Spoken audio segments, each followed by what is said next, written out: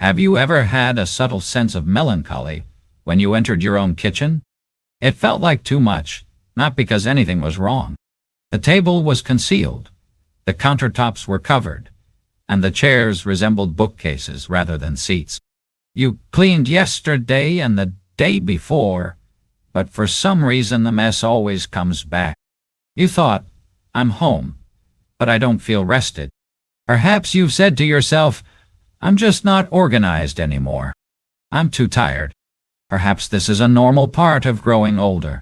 But what if I told you that it's not your fault? It's not your age, and it's not you. We never learned how to live lightly as we become older. They did not teach us how to let go, but they did teach us how to clean. They advised us to maintain order, but not how to find inner peace. Scrubbing harder is not the point of this video. It's about living, thinking, and perceiving in new ways. Because sometimes the sense that nothing ever changes is the heaviest thing in the home. However, a single new habit has the power to transform both your home and your heart, much like a single window can illuminate an entire space. Allow me to demonstrate how. It usually begins with a little thing. There was a sock beneath the coffee table. Near the entryway, a pile of unread mail. A bowl that you intended to wash yesterday is in the wash basin. I'll get to it later, you convince yourself. But when that time comes, your knees hurt. Your back stiffens. It seems like someone is borrowing your energy. So you take a seat for a while. However, there is always something waiting for you. And for some reason, being at home, a location designed to provide comfort, feels more draining than going out. One woman once told me, I used to love being home. Now I avoid walking past certain rooms. They make me feel like I'm falling behind on my own life. She didn't need a maid. She didn't need new shelves. She just needed to feel peace again. That quiet kind of exhaustion. The one that doesn't show up in lab tests or doctor visits is one that thousands of people over 50 silently carry every day. Not because they're lazy, not because they've given up, but because no one ever taught them that a home can drain you too. Not with noise, but with visual clutter. Unfinished piles, open loops, little whispers of not yet. Still waiting. Fix me. And over time, that silent noise becomes louder than words. You don't rest. You delay. You shrink. You live around the mess instead of in your space. But it doesn't have to be that way. Because peace isn't found in perfection. It's found in permission. Permission to do less, to start small, to tidy for yourself, not for guests. To live lighter, not harder. And it begins with one shift. Seeing your home not as a project to complete, but as a partner in your well-being. Let's begin there. Because when your home stops exhausting you, you'll have more room to live again. For many years, we were taught one simple belief. If the house is messy, clean more. So we scrub, we wipe, we bend down again and again, until our back reminds us of our age. And for a brief moment, things look better. But only briefly, because a few days later, sometimes even a few hours later, the mess returns. And that's when the frustration really begins. You start thinking, what's wrong with me? Why am I unable to maintain order in this house? However, the majority of individuals are unaware of this fact.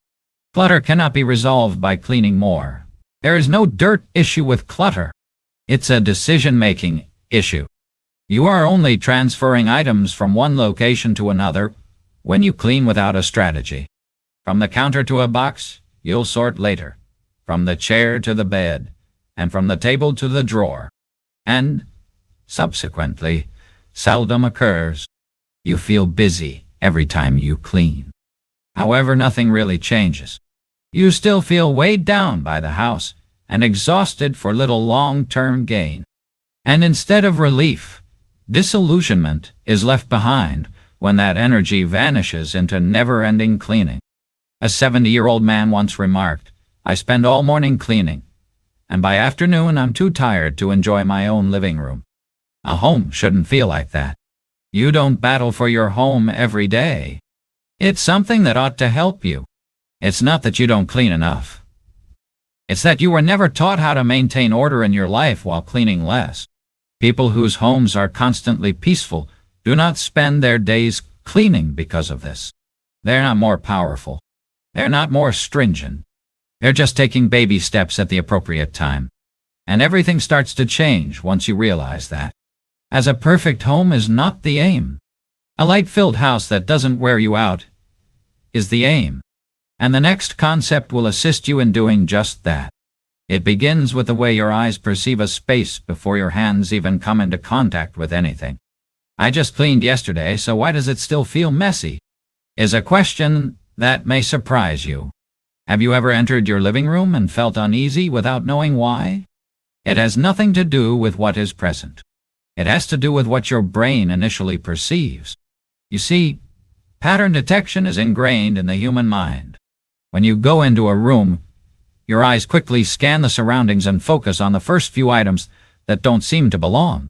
Just the 5 that stand out the most. One pillow out of place, a stack of flyers, an empty cup by the TV, a grocery bag still hanging on a doorknob, and a jumper on the back of a chair. That's all. 5 things. And all of a sudden, your brain makes a fast decision. There is clutter in this room. This is what I refer to as the first sight impact. Even if 90% of the area is neat and you've just spent 2 hours cleaning. And once you get it, you quit constantly attempting to clean the entire house. You begin paying attention to the first 5 things your eyes pick up. For just 1 week, a woman in North Carolina gave this a try. What are the first 5 things I see that don't belong here? She asked herself each time she entered a room before stealthily putting them back where they belong. 5 simple resets.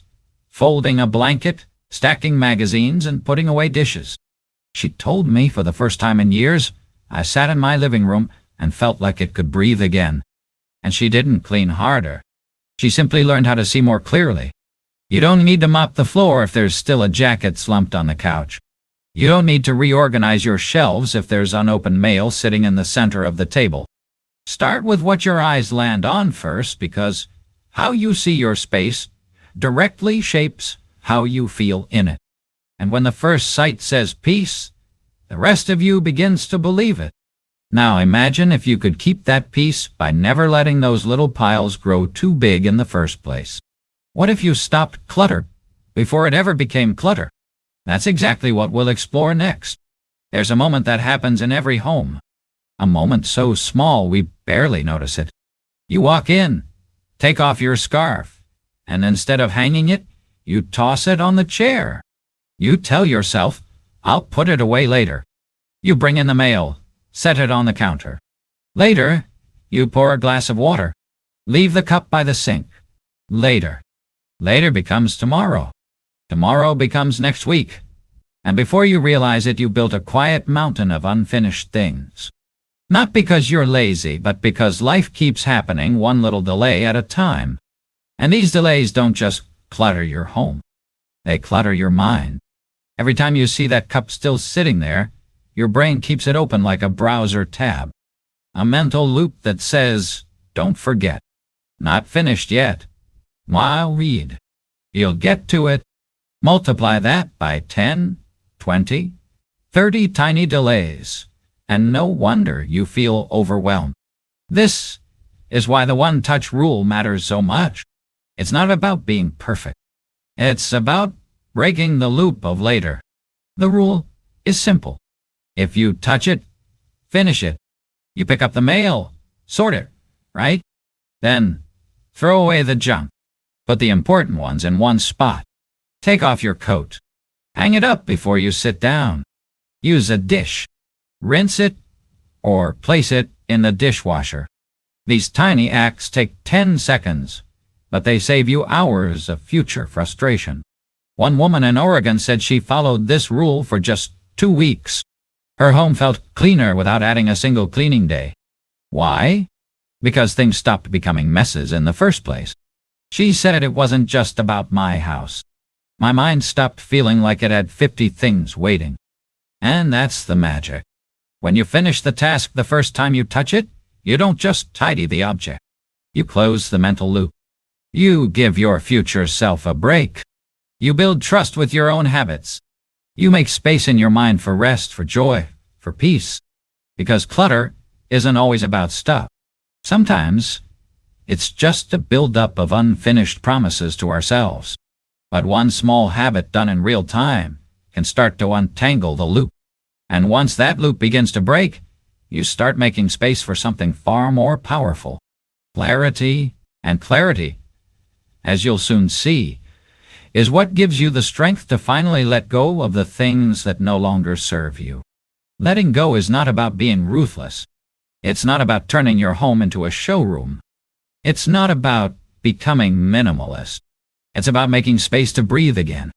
Because sometimes the heaviest things in our homes are the ones we no longer use, but still feel guilty for giving away. A sweater your son gave you 10 Christmases ago. An old set of dishes you saved for guests that never came. A purse you haven't touched since before retirement. You hold them. You move them from shelf to shelf. But deep down you know they belong to another season of your life. There's nothing wrong with memories. But when they start crowding out your present, it becomes harder to live fully in the now. That's where the empty nest method begins. Just like a bird never builds a new nest on top of the old, you too deserve a fresh start. One drawer, one cabinet, one corner at a time. Pick one space, empty it completely. Don't sort inside it. Don't shift things around. Take everything out. Wipe it clean. Let yourself look at the emptiness not as a void, but as permission. Now, hold each item. Ask softly, do I still use this? Do I still need this? Do I still love this for who I am today?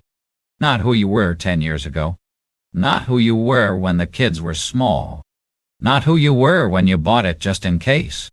Who you are now, in this chapter. A woman in Florida told me she did this with her closet. For 40 years, she kept clothes from every stage of life.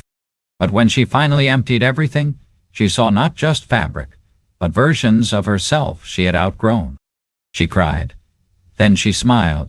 Then she filled her closet again. Not with more, but with fewer things that finally felt like her. She told me it was the first time in years I could open my closet and feel at peace. This isn't about throwing things away. It's about choosing intentionally. It's about saying, I have lived a rich life, and I don't need to carry all of it with me at once. And if you ever feel unsure, try this. Every time you bring something new home, let one similar thing go. One in, one out. Not as punishment, but as balance. Because when you release what no longer serves you, you create space for what truly does. Not just in your cabinets, but in your spirit. And once you learn to let go gently, you'll realize freedom doesn't come from organizing better. It comes from needing less. And now that you've begun to free your space, it's time to talk about something just as important. How to build small daily rhythms that keep your home light without effort. Peace doesn't arrive with a loud knock. It doesn't come from a big makeover, a full weekend of cleaning, or a sudden burst of motivation. Peace comes in the quiet. It comes from the little things you do without pressure, without praise, without anyone even noticing. 15 minutes in the morning, a single towel folded, one drawer cleared while the tea kettle boils. That's where peace begins. Because the truth is, your home didn't become cluttered in one day. And it doesn't need to be fixed in one either. Many of us over 50 were taught this dangerous myth. If you can't clean the whole thing, don't even start. But your home isn't a race. It's a rhythm. And rhythms are built through tiny promises kept quietly. Try this. Pick one small task each day. Set a timer for 15 minutes. Declutter one cabinet. Straighten one shelf. Clear one small stack. Then stop. Breathe. Drink water. Smile at what you've done, no matter how small. That's the 15-minute promise. It's not about doing more. It's about doing just enough consistently. Then there's the 3-second kindness. The act of noticing something out of place and fixing it right then in under 3 seconds. Pushing in a chair, closing a drawer, putting a remote back in its basket. Not because it's urgent, but because it's kind. Kind to your future self. Kind to your peace of mind. And then there are the invisible minutes. Those quiet in-between moments you never thought to use. While you wait for the microwave, wipe the counter while the water boils. Put away 3 things. While waiting for a phone call, fold the laundry on the couch. These moments don't ask for more energy. They just ask for awareness. And that's the beauty. Small habits don't drain you. They restore you. They remind you that you are not behind. You are not messy. You are simply human. And when you treat yourself with gentleness, your home begins to mirror that gentleness back. One woman in Arizona said, "I thought I had no energy left to keep things tidy, but it wasn't energy I was missing. It was the belief that small things still mattered. They do. Every time you keep a little promise to yourself, you grow stronger. Not just as someone who cleans, but as someone who cares. And once these small habits take root, your home doesn't just look better, it feels like you again." Next, let's talk about how a few smart systems can make these habits last. So, you spend less time searching and more time simply living. Let's be honest. We've all tried organizing with boxes, baskets, and bins. We've labeled. We've sorted. We've rearranged. But a few weeks later, things feel messy again. Why? Because most of us are organizing for storage, not for systems. Storage is where things go to disappear. Systems are how things return home. Let me explain. If you have to open 3 drawers to find a pair of scissors, you don't need more space. You need a system. If your mail ends up on 5 different surfaces before it gets sorted, you don't need a better shelf. You need a process. Systems are about clarity. They help you know where things belong. And just as importantly, why they're there. A woman in Minnesota once told me, "I used to spend more time searching than living. Then I created zones, simple ones, and everything changed." She had a basket next to the landline, stamps, envelopes, pens, sticky notes. That was her communication zone. In the kitchen, she had a small drawer. Scissors, tape, batteries. That was her tool zone. She didn't buy anything new. She just made a decision. From now on, this is where these things live. And that decision removed hours of frustration. Because when you create zones, you stop playing hide and seek with your own life. You stop bending over again and again to open the wrong drawer. You stop asking someone else, "Have you seen my?" And best of all, you start trusting your home again. Not because it's fancy, but because it works for you, not against you, not around you, with you. Think about it this way. Every item in your house is either helping your life feel smoother, or it's stealing a little piece each time it's misplaced. You don't need a label maker. You don't need Pinterest-worthy containers. You just need a few clear zones and the habit of returning things to them. That's a system. And systems bring relief. Because when your home supports you, you get to spend more time living in it, not managing it. And once you stop searching for stuff, you start searching for something far more meaningful. Stillness. Let's talk about that next, about how your home can become more than clean. It can become a place that heals. A clean home is nice, but a healing home, that's something deeper, something sacred. Because as we grow older, what we truly seek isn't perfection. It's peace. The kind of peace that greets you at the door, wraps around your shoulders like a warm blanket, and whispers, "You're safe here." Not because everything is immaculate, but rather because things have calmed down. There is no longer any clutter noise. The guilt of incomplete tasks subsided. Rhythm took the place of the haste to keep up. This is the healing home. Instead of altering the furnishings, alter the atmosphere. where you can always locate your favorite mug, where there is ample room on the table for a leisurely breakfast, where a chair is available for afternoon relaxation and a drawer opens calmly. A house that represents your current identity, not just the person you formerly were. One grandmother once said to me, "I used to think my house needed more things, but now I realize it needed fewer things and more space for me." And maybe that's what you've been needing too. Not more effort, not another list, just a gentle return to your own space, your own rhythm, your own breath. Because at this stage of life, what matters most isn't the number of items you own, but the number of moments you feel at peace in your own home. And the beautiful part is that peace is always within reach. It's in the way you fold a blanket, put away a dish, say goodbye to one small thing you no longer need. It's in the silence that follows when the house stops speaking in clutter and starts speaking in calm. So, as you finish this video, don't rush. Don't try to do it all.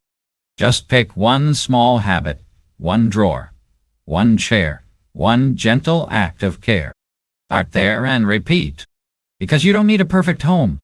Just one that feels light enough to carry your memories, soft enough to rest your body, and clear enough to remind your heart. This is where I belong. Thank you for letting me sit with you today. If this touched something in you, subscribe and come back each week as we continue this quiet journey of making life feel a little lighter.